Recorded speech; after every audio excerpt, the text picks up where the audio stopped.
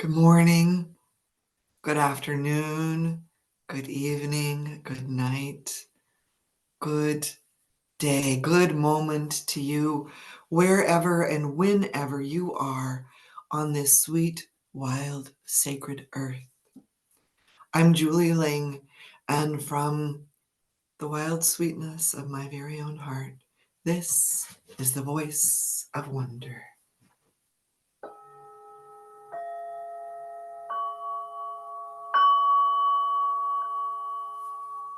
Thank you for joining me. I invite you to let yourself settle in. Does that box just settle to the floor? Allow your breath to breathe you, just noticing that it already does. And let yourself settle like stardust that you are, the stardust that you are, into your body. And let the flute open your heart.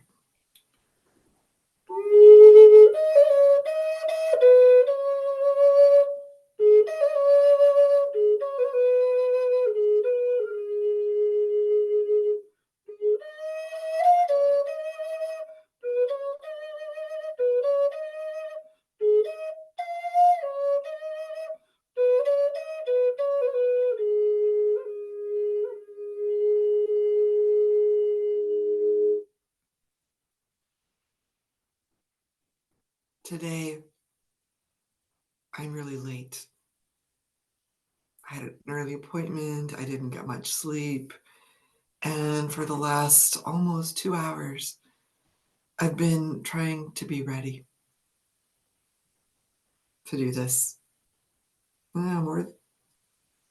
Almost 2 hours. And I noticed it stopped me from doing this, from coming. And I want to invite you to notice where feeling like you need to get ready keeps you from doing the thing that might take you, only 15, 20 minutes, like this takes me when I sit down to do it. Where is it that you're stopping yourself by trying to be ready?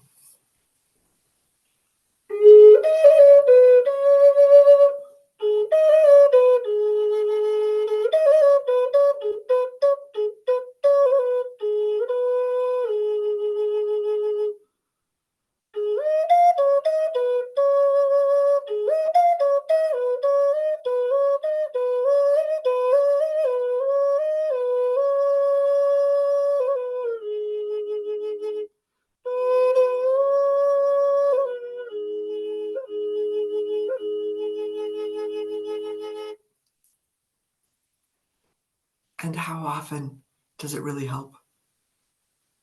Are you getting ready to be ready, or are you getting ready because you don't feel ready and you spend a bunch of time and still don't feel ready and then do it anyway?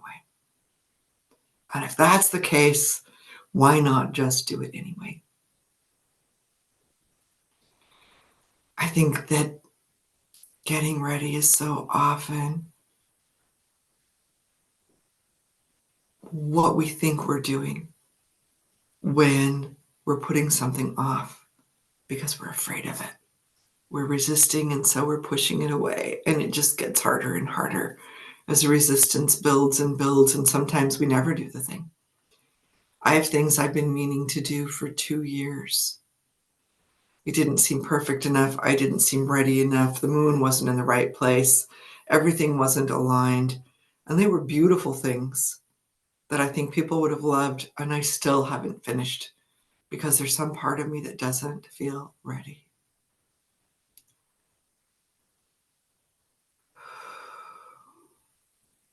I'm just noticing, where is that for you? Is it for you? And if not, great, just enjoy the flute music.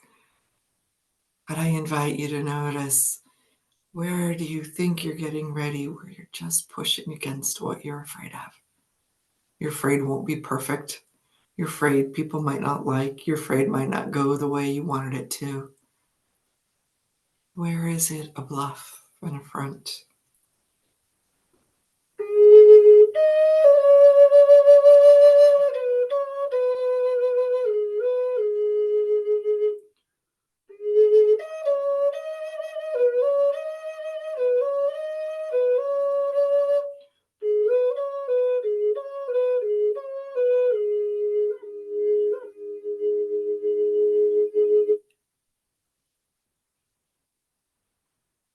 And can you notice the part of you that's scared, that's afraid? What if I do it and nobody comes? What if I do it and people misunderstand? What if I do it and they don't like me? What if I do it and I don't like it? What if it's a mistake? Can you just meet that part with some kindness and compassion?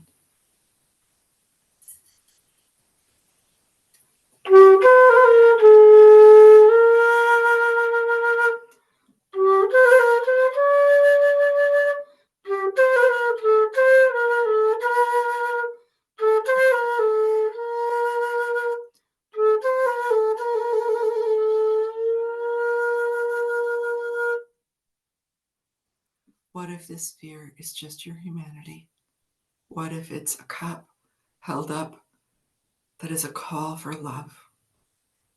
And you've been thinking that if you could just get ready enough and do the thing perfectly, that the love would come from out there, that those glasses would come and fill you up. And what if you were the one to fill up your own cup first? What if you're the one you've been waiting for? Help me, Obi-Wan Kenobi, you're the only one who can. What if you're the only one who can? And you've already got the pitcher. You're Aquarius, the water bearer, and you have the pitcher full of love that you can pour into this cup inside of you. What if you claimed that and took that back and found the courage? And I remind you that I once said, courage is not the absence of fear. It is the presence of the heart. You find the courage to fill your own cup, that cup fear holds up, with your own love. I dare you to do it now. And if you can't, let the love in the flute music pour through you. Let the love, if you believe love is around you, pour through you and into you, and let it stay. Don't just give it away to somebody else like a hot potato. I remember Louise Hay saying once, we feel like we need to help people. It's important to help people, but you're a people too. And my desire for you is you to receive love from yourself first, because then it's a lot easier to receive it from other people.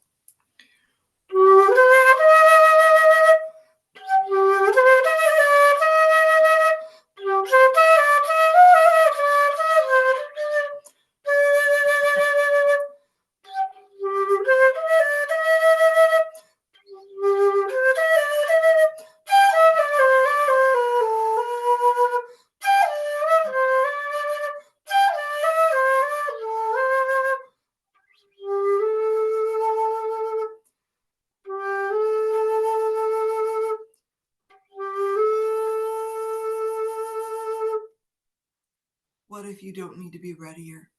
What if you don't need to be more perfect? What if you don't need improvement? William Blake once wrote, improvement makes straight roads, but it's the crooked roads without improvement that are the roads of genius. Sit with that.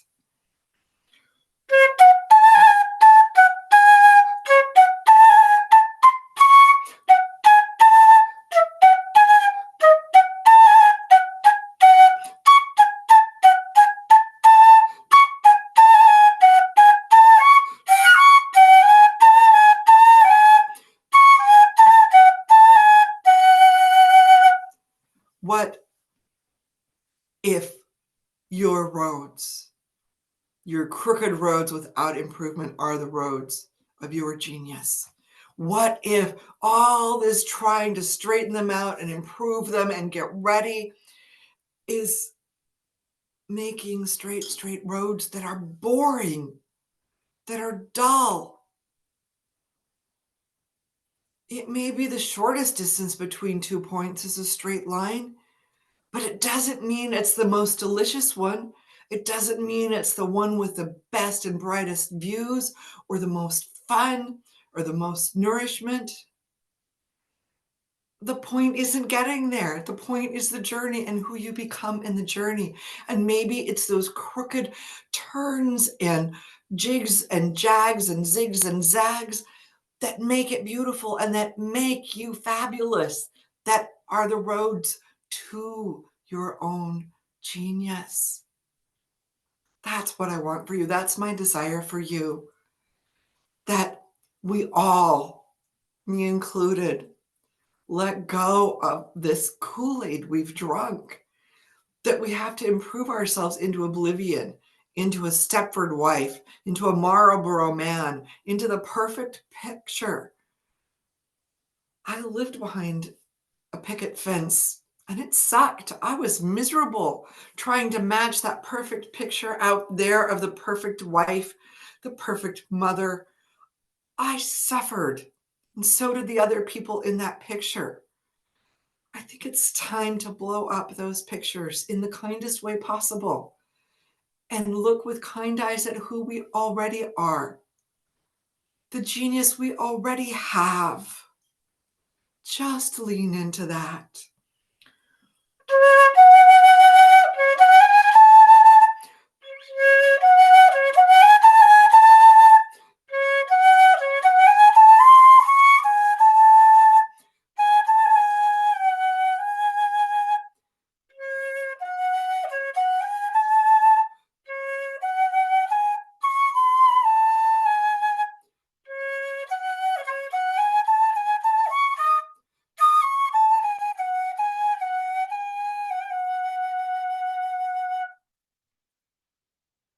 What if, just for today, you act as if you are already good enough?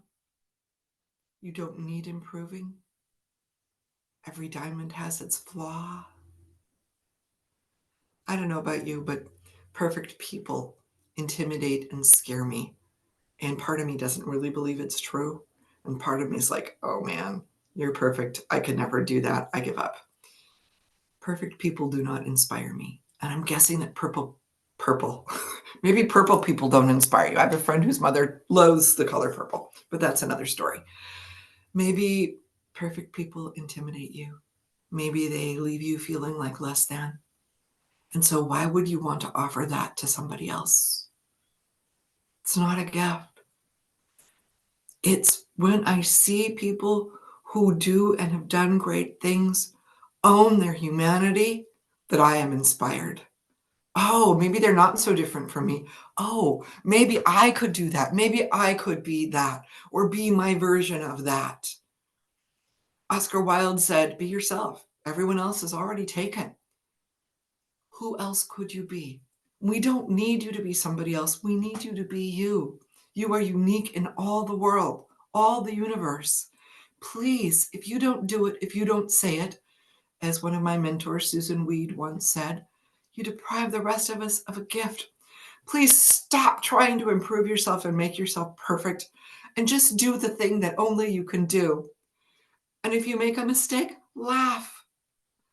I remember when my daughter was learning to walk the first time she fell, and her little toddler knees just sort of gave up from under her, and boom, she was on the floor.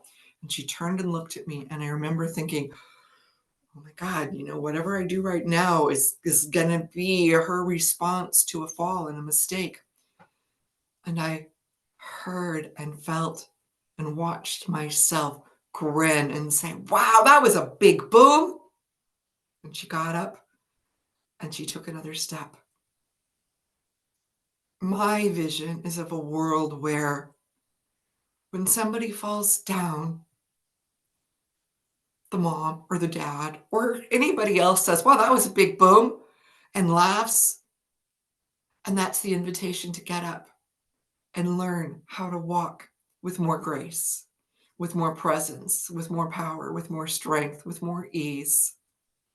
Please own your own genius. We need it. We need you. We're waiting for you. Please don't keep us waiting, and stop waiting to receive your own love, your own beauty, your own magnificence. Because I guarantee you that when you're able to receive it for yourself, then you stop needing it so much from everybody out there, and then they're magically able to give it to you, and then you're actually able to receive it. And that is my desire for you.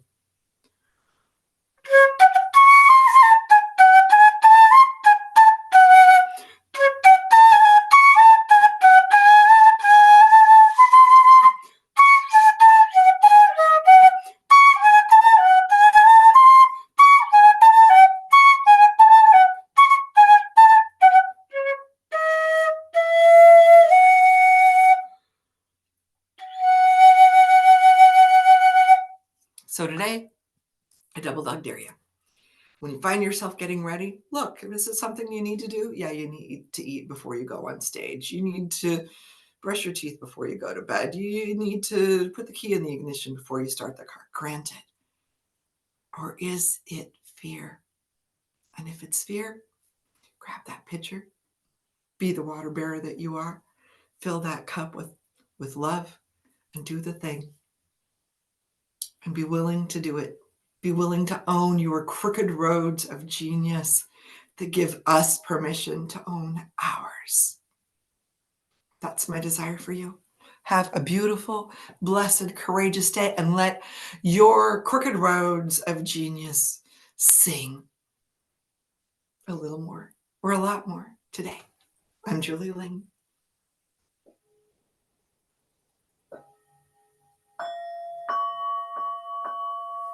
And this is the voice of wonder. May you hear your own. Have a beautiful and a blessed day.